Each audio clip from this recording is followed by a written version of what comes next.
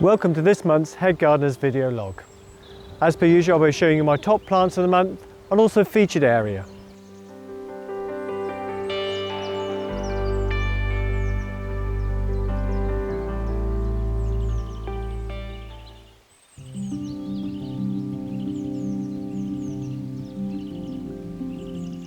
One of the best wildflowers at this time of the year are the bluebells. They can be seen in various locations around the garden and really are starting to fill those areas that have been cleared. One of the best displays is in and around the Chilean Coomb. They look absolutely stunning with that deep blue and the light scent that they carry.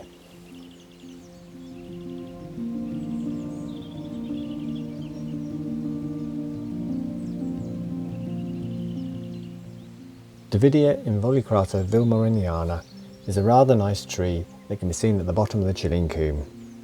It takes up quite a space and has a lovely pyramidal form and covered in a mass of white bracts at this time of the year, set off nicely against that fresh, limey green foliage.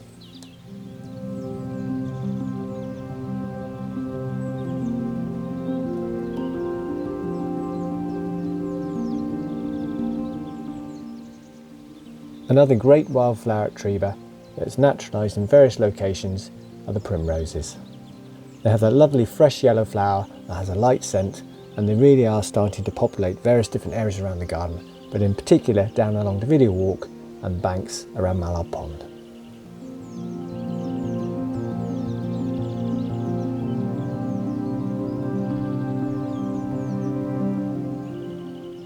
My featured area this month is the Chilean Coomb, and you can see why. There's a great display of colour from the Embothrium, the Chilean firebush, the Davidia to my right, and also this wonderful display of bluebells. We've done a lot to encourage wildflowers at Trebah, and we planted a wildflower meadow in front as well to add extra interest through the summer.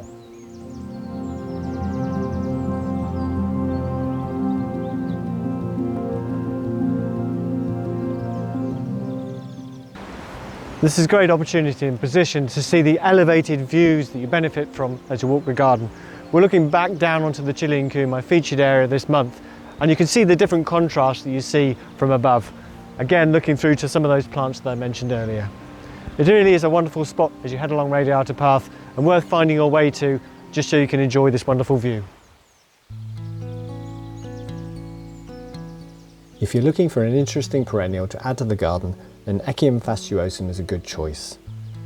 It has candelabra-like flowers of blue, which really do stand out and can be seen flowering at the far end of Lawn Path and down at the rockery at the bottom of the garden. It's also a bee magnet and flowers for several weeks, carrying through into the early part of summer. If you're looking for the ultimate in scented rhododendrons, then you can't beat Regeneration Fragmentism. It's covered in a mass of large white flowers that have the most heavenly scent as you head through into the early part of summer.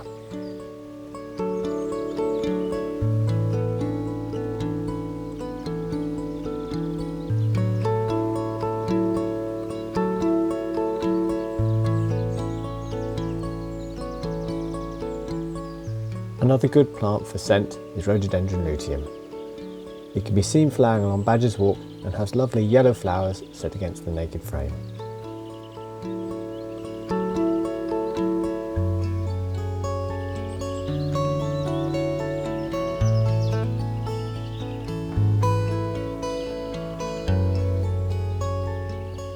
Another interesting curiosity that can be seen flowering on the left just as you head out of the visitor centre is Chasmanthium Floribunda.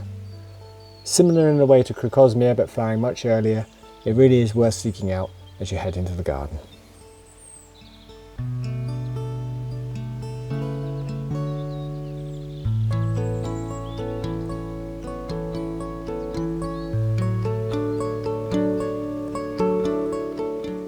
One of the most spectacular geraniums has to be Geranium madurense. At this time of the year it's covered in a cerise ball of flower and has really impressive architectural leaves. It can be seen flowering as you walk along the far end of Lawn Path heading towards the koi pool and also around the visitor centre.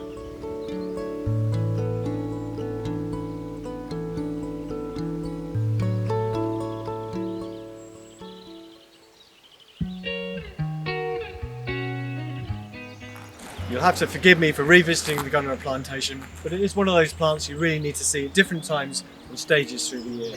It's really romping away with this lovely mild weather, as you can see behind me. Other plants of interest include the lodorhei rhododendrons that you can see flowering, and the big Rhododendron Macadamianum and the Cornish red. So still lots of colour in the garden as we lead through into May.